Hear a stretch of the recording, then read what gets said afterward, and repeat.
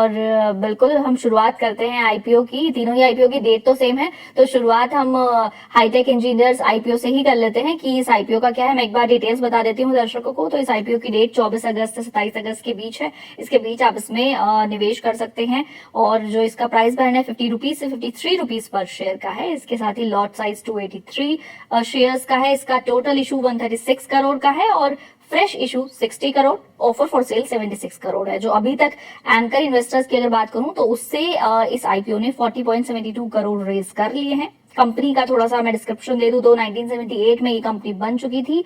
और ये जो कंपनी है ये डिजाइन, मैन्युफैक्चरिंग और सप्लाई करती है हाइड्रोलिक फिटिंग्स की अलग अलग इंडस्ट्रीज में। अब इसके साथ ही इसका जो पोर्टफोलियो है वो 11,000 SKUs का है। और ये किस तरीके से काम करती है कंपनी, क्या इसके फाइनेंशियल्स हैं, ये सब हम मैम से जानेंगे कि मैम इसका ज्यादा अच्छे से डिस्क्रिप्शन बता पाएंगी कि इस कंपनी के फाइनेंशियल्स कैसे हैं, कंपनी किस नीश में काम करती है या कंपनी किस सेगमेंट में बेसिकली काम कर रही है, और आपको कैसी लग रही है मैम ये कंपनी। हालांकि इशू साइज बहुत ज्यादा बड़ा नहीं नजर आ रहा है इसका। जी मोहिनी, देखिए ये हाइड्रोलिक फिटिंग्स बनाती क्या होता है। हाइड्रोलिक फिटिंग जैसे हमारी बड़ी बड़ी जो केन्स होती हैं, ट्रैक्टर्स वगैरह होते हैं या कोई इंडस्ट्रियल मशीनरी होती है, तो उसमें हाइड्रोलिक पाइप्स होते हैं जो कि ऑयल को कैरी करते हैं बहुत हाई प्रेशर पे।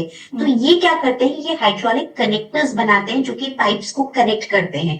तो ये वो वाले जिसे हम कहते हैं हाईली इंजीनियर्ड प्रिसिशन कंपोनेंट्स ये लोग बनाते हैं। अब इसकी महत्वता क्या है, क्योंकि देखिए इनके पास 11,000 SKUs है, यानी कि आप ये मानिए कि अलग अलग साइज के, ये अलग अलग शेप के, इस तरह के 11,000 SKUs है। तो कोई भी कस्टमर है तो उसको वैरायटी मिलती है। दूसरी तरफ ये एक तरह से वैल्यू एडेड इंजीनियरिंग कंपोनेंट आप मानिए, क्योंकि अगर थोड़ा भी कनेक्टर खराब हुआ तो लीकेज होने का खतरा रहता है, बिगड़ने का खतरा रहता है। तो जब बड़े बड़े ये जो इंडस्ट्रियल मशीनरी, जैसा कि आपने बोला एग्रीकल्चरल इक्विपमेंट, इंडस्ट्रियल मशीनरी, यहाँ पे ये सब कंस्ट्रक्शन इक्विपमेंट में काम में आते हैं, तो वहां पे इतने हजार करोड़ की मतलब करोड़ों की जहाँ मशीन होती है, वहां पे फिर कस्टमर चाहता है कि हमें एक स्पेशलाइज्ड फिटिंग्स वाले चाहिए।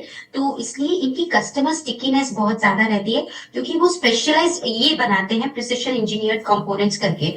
तो वहां पे कस्टमर ये नहीं देखेगा कि कोई महंगा दे रहा है तो मैं लू की लूं, क्योंकि जब इतने करोड़ की मशीन है तो वो अच्छे ही उसमें जाएगा।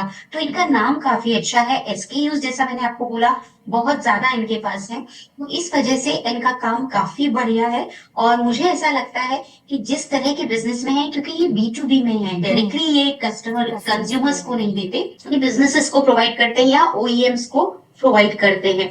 तो इनकी फाइनेंशियल परफॉर्मेंस भी आप देखने जाएंगे, बेहद शानदार फाइनेंशियल परफॉर्मेंस है। और सबसे अट्रैक्टिव पॉइंट जो इनका मुझे IPO का लगा वो वैल्यूएशन है। वैल्यूएशन इन्होंने 22 के प्राइस टू अर्निंग मल्टीपल पे जो ये लेके आ रहे हैं, एकदम डिसेंट और रीजनेबल वैल्यूएशन की है एज कंपेयर टू पीयर्स। तो इन सब पैमाने के चलते बहुत स्ट्रॉन्ग हमें ये IPO लग रहा है। बिल्कुल आप इसमें लगाइए, लिस्टिंग गेन के लिए लगाना चाहते हैं तो लगाइए, लंबी अवधि में रखना चाहते हैं तो भी लगा सकते हैं। दोनों ही तरह के जो इन्वेस्टर्स हैं वो इस IPO में अप्लाई कर सकते हैं। सिर्फ एक ही चीज खटकती है कि इश्यू साइज बहुत छोटा है, तो अलॉटमेंट के चांसेस टफ हो जाते हैं। बिल्कुल। बाकी ओवरऑल मैम को ये आईपीओ हाईटेक का जो आईपीओ हाईटेक इंजीनियर्स का ये ओवरऑल पसंद आ रहा है। इसके फाइनेंशियल भी हमको अच्छे लग रहे हैं और आईपीओ में लंबी अवधि के लिए और लिस्टिंग इन दोनों के लिए लगाने की सलाह दी गई है। चलिए अब अगले आईपीओ की तरफ बढ़ते हैं। अगला आईपीओ है सिम बायोटेक फार्मा लैब का आईपीओ। ये आईपीओ भी 24 अगस्त से 27 अगस्त के बीच में खुला हुआ है। इसकी जो प्राइस बैंड है वो 938 रुपीज से 988 रुपीज के बीच का है। लॉट साइज 15 शेयर्स का है और ये भी फ्रेश कैपिटल और OFS दोनों का मिक्स है। टोटल इशू साइज इसका 1757 करोड़ का है और 150 करोड़ का जो है वो फ्रेश इशू है। ऑफर फॉर सेल 1607 करोड़ का है। कंपनी ने अभी तक एंकर इन्वेस्टर्स की अगर बात करें तो एंकर इन्वेस्टर्स से करीबन 526.20 करोड़ एंकर इन्वेस्टर्स से जुटा लिए हैं। और इसके साथ ही कंपनी का जो GMP है, इस आईपीओ का जो GMP चल रहा है, इसकी भी मैं बता दूं वो 350 रुपए के आसपास का इसका GMP चल रहा है ऑलरेडी।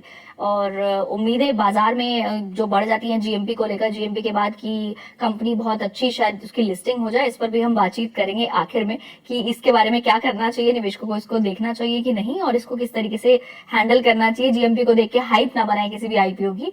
तो चलिए मैम, सिम्बायोटिक का आईपीओ आपको कैसा लग रहा है और इस पर आपकी क्या राय बनती है इस वक्त। देखिए सिम्बायोटिक फार्मा लैब्स का जो बिजनेस है, मैं पहले थोड़ा वो समझाऊंगी। ये लोग क्या बनाते हैं, स्टीरॉइड्स, API और हॉर्मोन्स, ठीक है, ये बनाते हैं। लेकिन ये जो हॉर्मोन्स और ये स्टीरॉइड API जो है, ये एकदम निश कैटेगरी के हैं, क्योंकि इसमें दो तरह की आप ये मानिए चीजें लगती है। एक तो आपका इसमें केमिस्ट्री भी होना चाहिए, उस पे पकड़ होनी चाहिए, फर्मेंटेशन पे पकड़ होनी चाहिए। तो इंडिया में बहुत कम कंपनी है जो केमिस्ट्री प्लस फर्मेंटेशन दोनों के कॉम्बिनेशन पे काम करती है, लेकिन ये दोनों के कॉम्बिनेशन में काम करते हैं और इसीलिए ये थोड़ा निश बिजनेस हो जाता है। दूसरी तरफ जब आप इस तरह के एपीआई बनाते हैं जो कि स्टीरॉयड या हॉर्मोन्स रिलेटेड एपीआई रहते हैं, तो वहां पे हाई एंट्री बैरियर होते हैं, क्योंकि आपको टेक्निकल नो हाउ बहुत स्ट्रॉन्ग आपको रखना पड़ता है। आपकी मैन्युफैक्चरिंग एकदम स्पेशलाइज्ड मैन्युफैक्चरिंग जिसे हम बोलते हैं वो होती है। रेगुलेटरी अप्रूवल्स आपको काफी ज्यादा लगते हैं।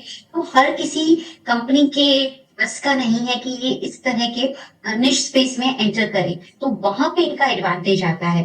दूसरी तरफ अगर देखें तो अभी ये इंजेक्टेबल्स बिजनेस से भी अभी इनकी कारोबार से इनको फाइनेंशियल में और इंक्रीमेंट होने लगेगा, क्योंकि ये इंजेक्टेबल्स में भी गए और आ रहे हैं। तो मुझे लगता है कि फ्यूचर प्रोस्पेक्ट काफी अच्छे हैं। देखिए पास्ट का फाइनेंशियल परफॉर्मेंस देखेंगे तो इतनी स्ट्रॉन्ग ग्रोथ लगेगी नहीं, मार्जिन भी ठीक ठाक लगेंगे। तो उसके पीछे का कारण भी है कि लास्ट 2-3 सालों में कंपनी ने कुछ केपेक्स भी किया, साथ में कुछ एक इनके जो बिजनेसेस थे वहां पे टैक्सेशन और डेप्रिसिएशन, क्योंकि नए नए इन्वेस्टमेंट्स किए थे, तो उसमें टैक्सेशन और डेप्रिसिएशन की वजह से प्रॉफिटेबिलिटी थोड़ी सी सप्रेस हुई।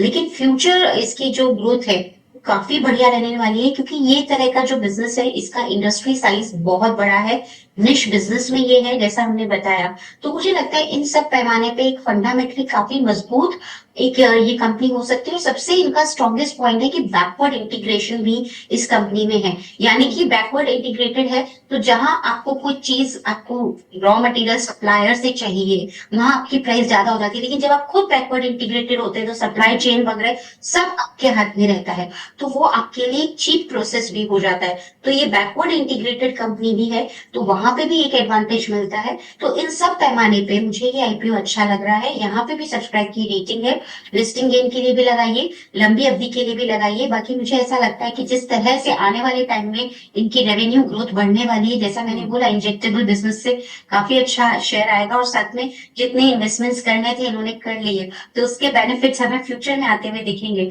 तो उन सब की वजह से मुझे लगता है कि ये लॉन्ग टर्म के लिए भी एक बढ़िया इन्वेस्टमेंट हो सकता है इस कंपनी में अप्लाई करे तो दोनों ही तरह के निवेशक इसमें सब्सक्राइब कर सकते हैं। बिल्कुल, तो इस पर भी मैम की सब्सक्राइब की रेटिंग है और लंबी अवधि के लिए और लिस्टिंग इन दोनों के लिए ही इसमें सलाह दी गई है कि आप इसमें पैसा निवेश कर सकते हैं। चलिए, स्काईवेज एयर सर्विसेज जो तीसरा आईपीओ है जो खुला हुआ है 24 अगस्त से 27 अगस्त के बीच, इसका जो प्राइस बैंड है वो 131 से 138 रुपीज के बीच का है। लॉट साइज 100 शेयर्स का है और ये 583 करोड़ का टोटल इशू है, जिसमें से फ्रेश इशू 399 करोड़ का है और ऑफर फॉर सेल 184 करोड़ का है। इसका जीएमपी की बात करें तो वो 29 रुपीज के आसपास इस वक्त चल रहा है और ये जो आईपीओ है इसने एंकर इन्वेस्टर्स से अब तक 174.54 करोड़ रुपए जुटा लिए हैं। ये जो कंपनी है स्काईवेज एयर सर्विसेज, ये लॉजिस्टिक्स और फ्रेट फॉरवर्डिंग कंपनी है जो पिछले 4 डिकेड से इंडिया में काम कर रही है इसी सेक्टर में। मैम, ये जो तीनों हमने आईपीओ की बात की, तीनों काफी डिफरेंट मतलब बिल्कुल अलग अलग स्ट्रीम के आईपीओ हैं, तीनों अलग अलग मार्केट में काम करते हैं। तो ये तीसरी कंपनी है, इसके बारे में बताइए और इसके फाइनेंशियल्स आपको कैसे लग रहे हैं, इस पर आपका क्या ख्याल है इस वक्त? देखिए स्काईवेज क्या है, एयर फ्रेट फॉरवर्डर बिजनेस में है ये कंपनी। यानी कि सपोज करिए अगर मुझे कोई भी चीज जर्मनी भेजनी है, सपोज करिए कोई मशीन, तो मैं क्या करूंगी, मैं स्काईवेज को कांटेक्ट करूंगी और सारा काम स्काईवेज मेरे लिए करके देगी। जस्ट कस्टम से लेके कौन सा एयरलाइन से भेजना है या फिर कहाँ वेयर हाउसिंग होगी, कौन सी ट्रकिंग कंपनी वहां से डेस्टिनेशन पे पहुंचाएगी, सारे डॉक्यूमेंटेशन वगैरह, तो ये सब काम अगर करने हैं तो स्काईवेज इसमें मीडिएटर की तरह आता है।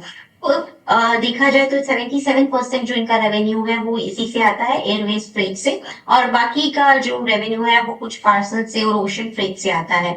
ये बिजनेस अच्छा है अनडाउटेडली, लेकिन इस बिजनेस का एक ही कंसर्न कह सकते हैं कि मार्जिन इस तरह के बिजनेस में कम होते हैं, क्योंकि as a middle man Skyway is getting service fees. तो वहां पे क्या रहता है कि जैसे जैसे वॉल्यूम बढ़ता जाता है, वॉल्यूम बेस्ड बिजनेस है, वहां उनकी फीस और उनके रेवेन्यू में बढ़ोतरी होती रहती है। तो लो मार्जिन बिजनेस है, लेकिन फिर भी बिजनेस काफी अच्छा है, पुरानी कंपनी ये है। और ये प्राइस टू अर्निंग मल्टीपल जिसपे ला रहे हैं वो लगभग 31 के आसपास है, और वो भी ठीक है। वो ठीक इसलिए है क्योंकि बाकी के पेयर्स जो इस लॉजिस्टिक्स इंडस्ट्री में है उनके काफी हाई पी मल्टीपल रहते हैं, तो उस हिसाब से भी ये ठीक लगता है।